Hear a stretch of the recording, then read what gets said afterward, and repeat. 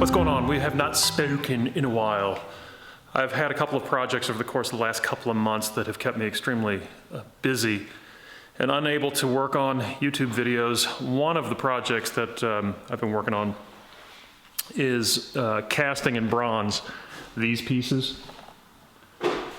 I'm working on the documentation of comprehensive documentation of the bronze casting process, the mold making process, and the whole 9 yards for an upcoming episode of Studio Practice. And bronze busts are tricky. They're so intertwined with the history of art, and they are such a familiar trope that they're actually hard to see. They're hard to perceive. Figurative bronze sculptural works with allegorical themes seem to live in an alternative art world, an art world dismissed as merely decorative by serious artists. My lovely and talented wife, Darlene, is a metalsmith and a designer, and I find myself occasionally in, not often, occasionally in a technical role, helping her with CNCing or some other technical aspect, doing the CNC work for her, which is totally fine. He didn't seem fine with it. The thing that I wanted to talk about today was I wanted to talk about how unusual or unorthodox production methodologies, production methods can lead to distinct aesthetics.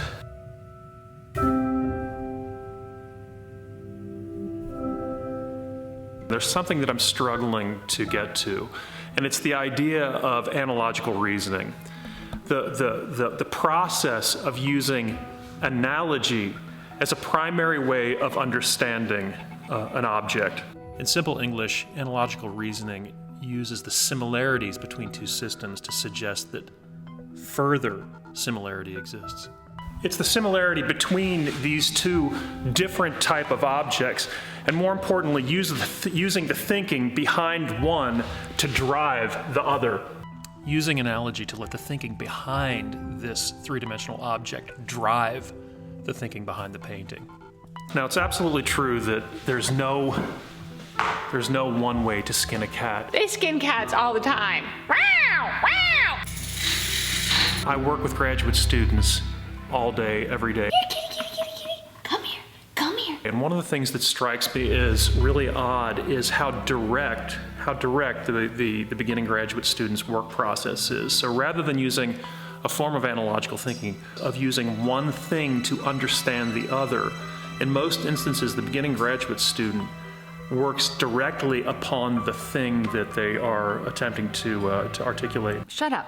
Stop talking like that. I don't understand what you're saying. I don't understand what you're talking about.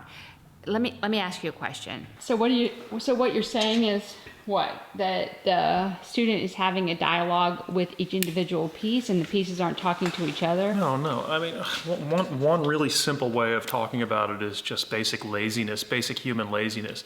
You know, as an example, when I see prints within a graphic design context, in most instances, slap the type in the upper left-hand corner, keep it flush left, and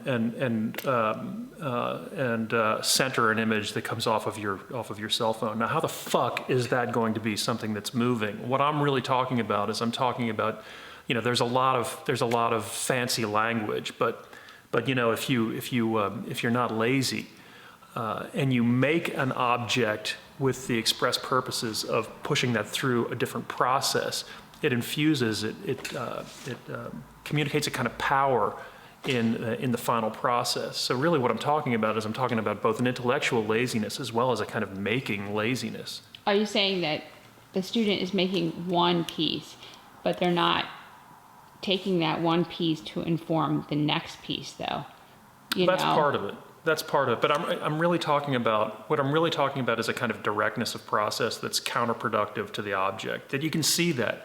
You can read the residue of that in the object. So it's a flat, you're not reading any energy beyond the first impression. That's right. Yeah, and that, it doesn't have really to do with physical layering, but it has to do with mental layering. Yeah, it has to do with when you see the object, how you process it intellectually. But that you can read the directness of the object. You can read how direct it is, how expedient it is. And I think it's a larger form of cultural laziness. It's about a kind of laziness. Is it that people have seen things over and over again, so therefore that's what is acceptable forms of what they should be making as well as viewing. Do you know what I mean? Like, like, I guess what I'm saying is, like in food, there's trends.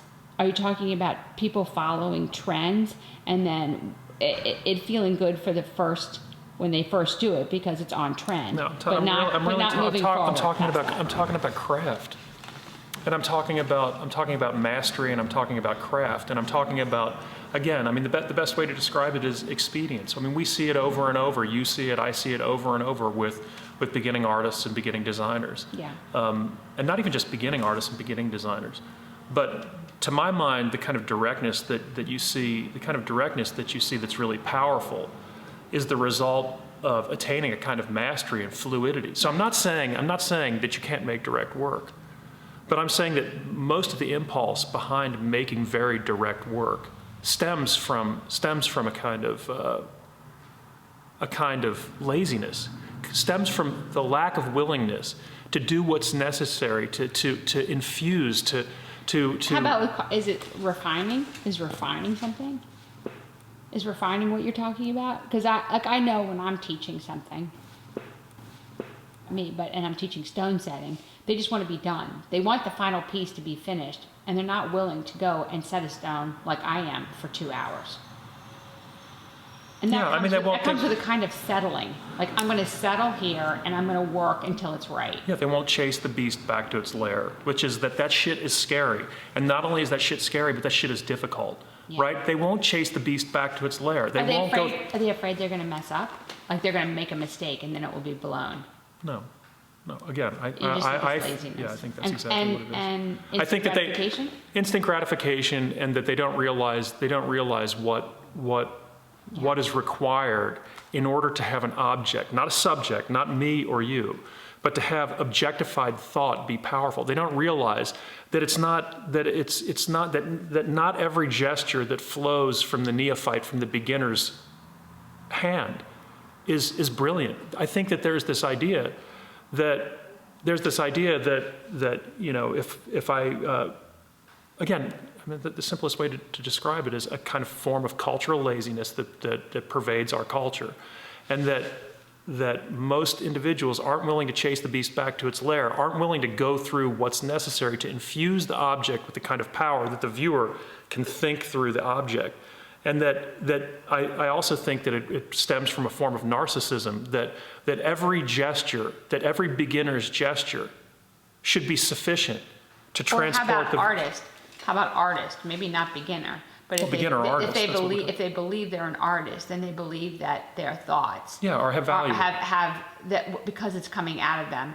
There's a simple book There's a simple book by the screenwriter who I think wrote Basic Instinct, and I mean it's a ridiculous book, but actually there's some profundity to it, and it's entitled "Nobody Wants to Read Your Shit."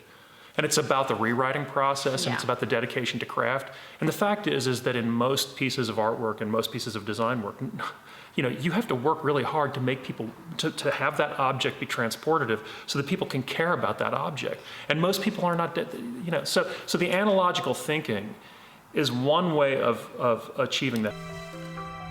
All right, here's an example of what I'm referring to. Letting the thinking behind the three-dimensional bronze bust.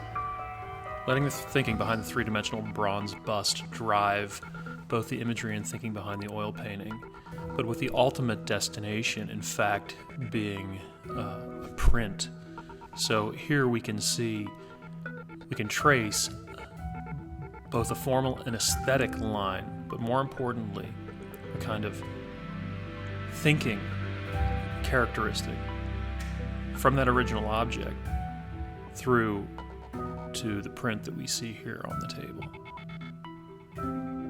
The typography as well as the drawing are driven by analogic thinking, by analogy, by the similarities between that three-dimensional bust, the oil painting, and this print.